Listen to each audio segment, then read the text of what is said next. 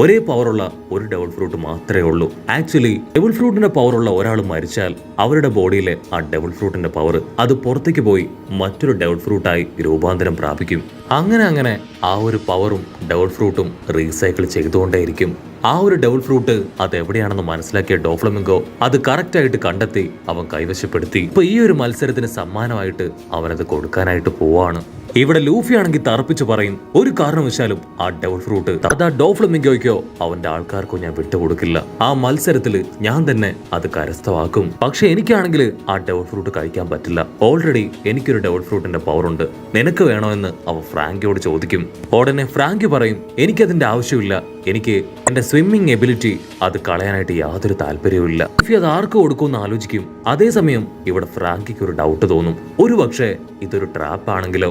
കാരണം ഓൾറെഡി ആ ഡോഫ്ലമിംഗോ അവൻ ഫോണിലൂടെ ലൂഫിക്കായിട്ട് എന്തോ ഒന്ന് കരുതി വെച്ചിട്ടുണ്ട് എന്ന് പറഞ്ഞതാണ്. തീർച്ചയായിട്ടും ഇത് ട്രാപ്പ് തന്നെ ആയിരിക്കുമെന്ന് ഇപ്പൊ ഫ്രാങ്കി അവൻ തീർത്തു പറയും.